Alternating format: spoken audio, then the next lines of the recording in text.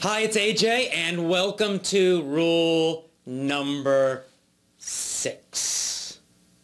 Rule number 6 is simple, but very, very important and very, very effective. In fact, you'll have noticed that all of these rules are simple, but they're very powerful. In fact, individually, they're very powerful. Just using one of these rules can improve your English speaking a lot, but the real power comes when you use all 7 of them to totally change the way you learn English. So what's number 6? Number 6 is this: only use authentic, real English materials. What does that mean? Well, put another way, don't use textbooks. I talked about this already when I was talking about throwing away your grammar books. But really, you need to throw away all of your textbooks. All of them. Get rid of them. They're horrible. They're boring. You know they're boring. They're useless. You know, get rid of all the grammar textbooks, all those with the little fake, conversations in them, and all the nice little graphics and pictures they put in to try to make them seem interesting, when in fact, it's really boring. Because what do those textbooks really have? They got a bunch of fake conversations with boring actors reading them. And then they have a bunch of little boring activities and drills that are supposed to help you improve your communication. It's all bad. It's not going to help you. What you need to do instead is use only authentic, real English materials. What does that mean? Well, when I say real, here's what I mean. The best materials are the ones that are for native speakers. In other words, books and audios and videos that are made for Canadians, Americans, British people, Australians. They're not made for foreigners learning English. They're made for the people actually living in those countries. That's a real, authentic material, book, CD, video, whatever. You can also use materials that are very, very, very, very similar or very, very close to real materials. For example, there are some really good books out there, storybooks, that they're about real stories, written about, like little novels, little short novels, but they're using a little bit simpler English so that people who are learning English can understand them a little more easily. But it's not a textbook. It's a real story. Some of them have audio, so it's like a real audio book, real interesting information. It's not, a bunch of rules and stupid activities and fake conversations. So those kind of materials are also quite good. That's what I mean when I say real materials. Real. And let me give you an example of this. Let's say you wanted to improve your reading, your English reading skills. Now, there's 2 ways to do this. The old traditional boring way, which doesn't work, is to go out and get a bunch of, fake tests, for example, a bunch of TOEFL tests, and read all those extremely boring essays in the TOEFL book, and then take a bunch of tests with it. Or you could get some reading comprehension textbook. Once again, reading a bunch of boring stories written by boring people, and then take a bunch of boring tests or answer a bunch of boring questions at the end of it. It's not very fun, and it's not effective. You could also go out and buy some vocabulary books and try to memorize all this new vocabulary, these huge lists. None of that works very well. You can improve that way, but it's very slow and it's painfully boring. A much better way, and the research shows a much more effective and powerful way, is to read easy stories, to read easy novels. Now, what does easy mean? Well, it depends on your level. For some people, easy means children's books, right? Books that are made for American children or British children or Australian children, whatever. But they're not made for foreign students. They're made for the local people, but they're at an easier level because they're for children. For you, for a lot of people watching this video, probably I would say easy novels for young adults, for older elementary school children or middle school children or high school level. Depends on what your level is. So when I say easy, I usually mean you should understand about 95% of the words without a dictionary. So then you can easily guess the other 5%. I've mentioned this before. So if you wanted to improve your reading, what you would do is you'd go out and you would read as many of these novels as you could. You could read magazines, easy magazines for kids or for young adults. And read lots of them. You could read a lot of novels.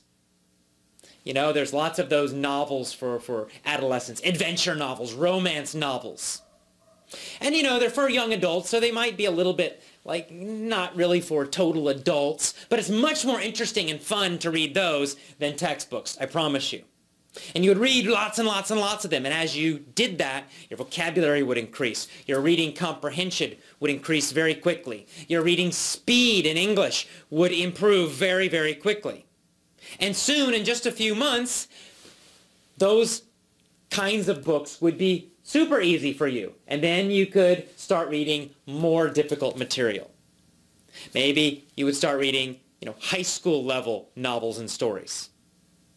And you'd read lots and lots and lots of those. If you like romance, you'd read romance books. If you like adventure, you'd read adventure. If you like science fiction or fantasy, you'd read those kind of books.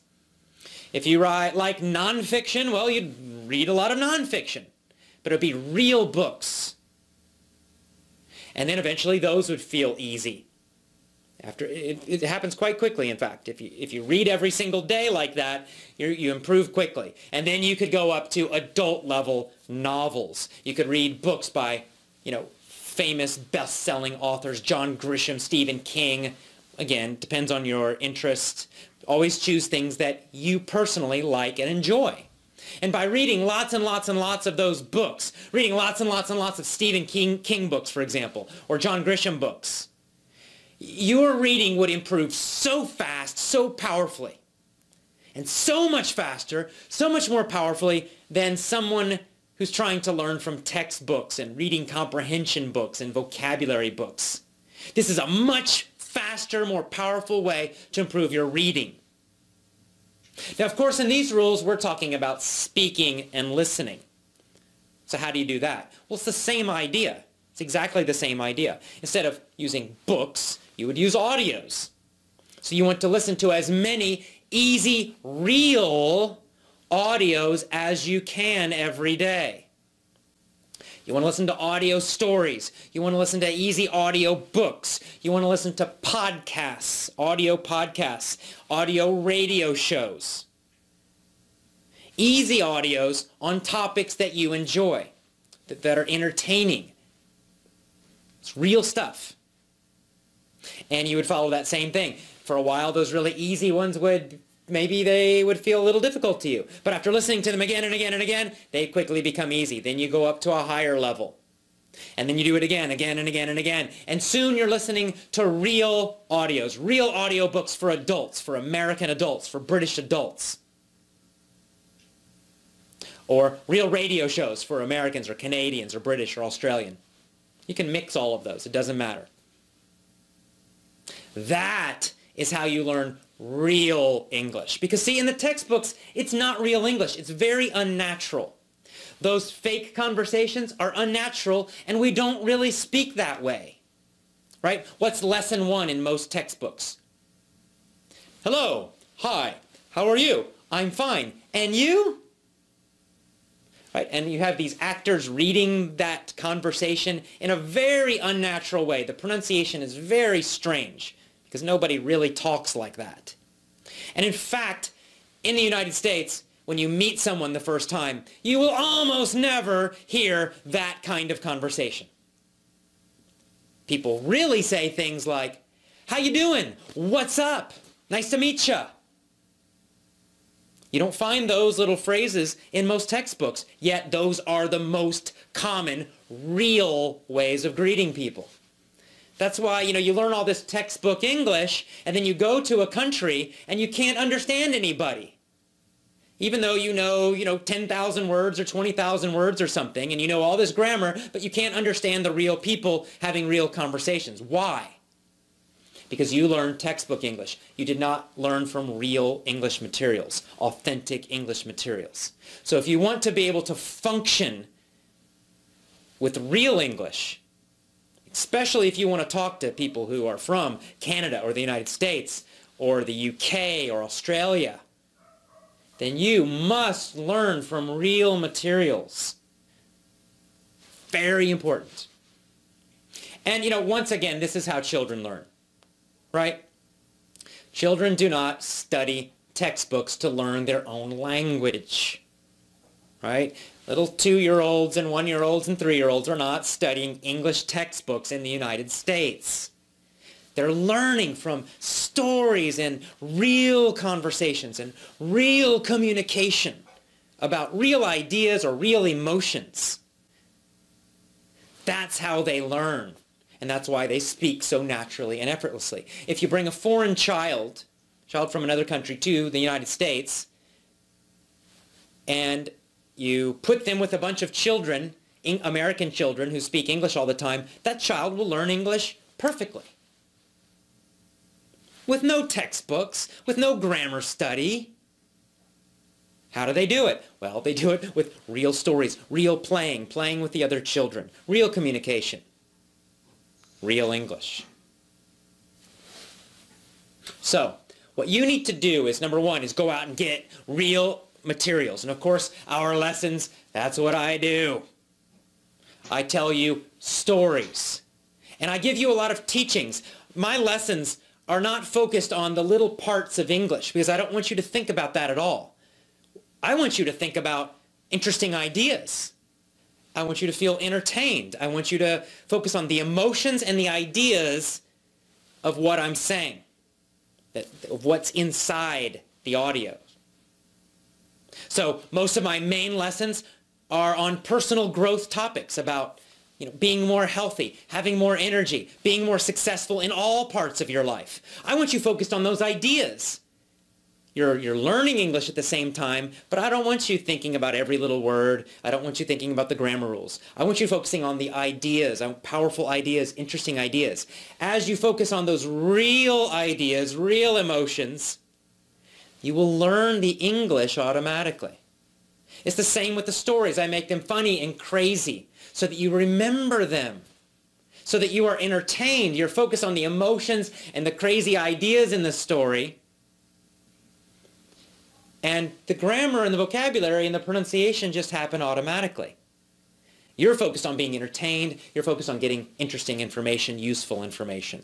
That's what makes real material so powerful and so much better than some terrible, boring, useless textbook, which will not teach you real English anyway. So, use real materials in order to improve much, much, much faster, to understand real speech so that when you go to a country or you talk to someone from an English-speaking country, you will actually understand them. You'll understand the real English they use in conversations, not some textbook that nobody uses.